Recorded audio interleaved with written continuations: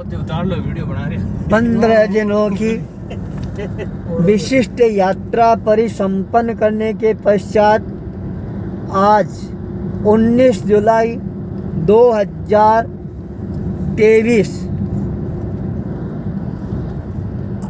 उड़ीसा प्रदेश में प्रवेश कर रही हैं। सारथी के रूप में भाई राजेंद्र अग्रवाल रायपुर भवानीपटना, जो अपने ससुराल हमारे को लेकर जा रहा है। आज हम 15 दिवसीय यात्रा विशेष अनुष्ठान के साथ में प्रारंभ की थी। अमरकंटक मेकाल पर्वत, जहाँ पर हजारों उड़ीसा प्रवेश करते ही हरे भरे बाग बगीचे हैं, वो नजर आने प्रारंभ हो गए हैं। देखने के लिए यहाँ का दृश्य है वह वास्तव में ही एक तरह से एक नया चमत्कार पैदा करने वाला है। छोटे छोटे गांव, छोटे छोटे घर, छोटी छोटी गुफाएं, पहाड़, पर्वत, नदियाँ, तालाब, तेल नदी का दृश्य तो और भी ज़्यादा महत्वपूर्ण होता है। तेल नदी वह नदी है जिसका आकार इतना ज़्यादा विशाल है, जहाँ पर बैठकर साधक लोग ध्यान साधना लगाना प्रारंभ कर देते हैं। उनकी ध्यान साधना और भी ज़्यादा महत्वपूर्ण बनने प्रारंभ हो जाती है।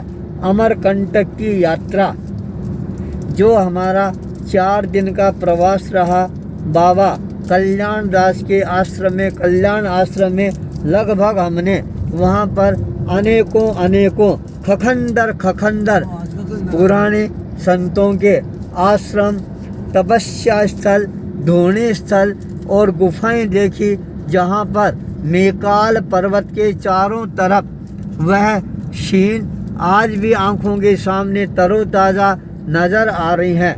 जहाँ पर हमने साधना का अनुष्ठान है वह भी संपन्न किया था। 3 नदियों का उद्गम स्थल जैन दिगंबर तीर्थ का अतिशय क्षेत्र है, वह और भी ज़्यादा प्रभावशाली है। समंदर तल से लगभग 3500 फीट ऊपर ऊंचाई लिए हुए, जो हिमालय को भी एक तरह से नीचा दिखा सकता है, इस तरह का मेकाल पर्वत, जहाँ पर 10,000 वर्ष पुरानी गुफाएं हैं, उनमें बैठकर भी हमारे को साधना करने का अवसर है वह प्राप्त हुआ। बाबा कल्याण दास ने जो जन कल्याणकारी कार्य किए हैं उनको भी हमने देखा।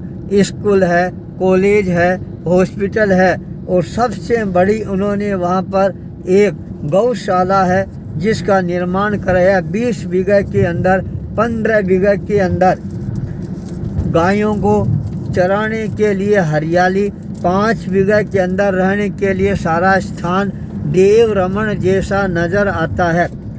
अमरकंटक की यात्रा हमारे लिए साधना की दृष्टि से हमेशा के लिए यादगार बन गई है।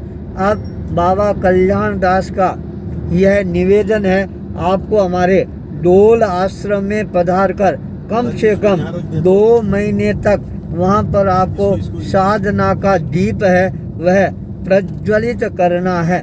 इस तरह की भावना भी आना, यह भी अपने आप में बहुत ही महत्वपूर्ण घटना है। आज हम जब छत्तीसगढ़ को पार करके उड़ीसा की सीमा में प्रवेश कर रहे हैं, रायपुर का 6 दिनों का प्रवास और भी ज़्यादा प्रभावशाली रहा। खेरागढ़, जहाँ पर कामधेनु गाय है, उसका भी 2 बार साक्षात्कार करने का अवसर है वह प्राप्त हुआ। आज इस अभियान के साथ आगे बढ़ रही हैं 52 गजा बालाजी धाम अब शक्ति का महान केंद्र बिंदु बने। इस दृष्टि से वहाँ पर एक साधना का नया दीप है वह प्रज्वलित किया जाएगा, जो आने वाले हर साधक के जीवन के अंदर अपने आप ही एक नए प्रकाश का उद्गम कराता हुआ नजर आएगा।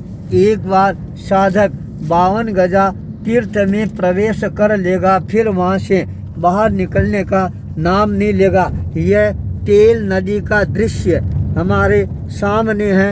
इतनी विशाल नदी जो बहती हुई हमारे को नज़र आ रही है। चारों तरफ पहाड़ नज़र आ रही हैं, ऊपर आकाश के अंदर बादल मंडरा रहे हैं, चारों तरफ हरियाली ही हरियाली है। ऐसा स्थान उड़ीसा प्रदेश में देखने को मिलता है, इसलिए यहाँ पर बहुत सारे साधक लोग रहते हैं। यहाँ पर उनपुटिया साधु बहुत ज़्यादा रहते हैं। बक्कलधारी साधुओं के साथ में भी हमारा संपर्क हुआ। उनकी ओर हमारी साधना पद्धति है वह एक जैसी ही हमारे को नज़र आई। उनकी भक्ति भावना समर्पण साधना यह विशिष्ट रूप से आकर्षित करने वाली थी। आज भी हम जगह जगह पर बक्कलधारी साधुओं के साथ मिलने का समय है, वह हमारे को मिल ही जाता है। धीरे धीरे 52 गजा बालाजी धाम इस नाम की प्रतिष्ठा है वह पूरे उड़ीसा प्रदेश में हो गई है। आज बलांगीर रोड को लोग 52 गजा रोड के नाम से भी पुकारना प्रारंभ कर चुके हैं। हमारी यात्रा हमारे लिए और ज़्यादा शक्ति संवर्धन कराने वाली बनेगी। छत्तीसगढ़ से उड़ीसा प्रवेश की यात्रा इसी मंगल भाव के साथ ओम ह्रीं श्रीं 52 गजा बालाजी नमो नमः। ओम ह्रीं श्रीं 52 गजा बालाजी नमो नमः।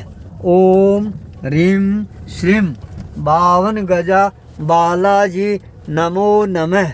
नमो नमः। नमो नमः।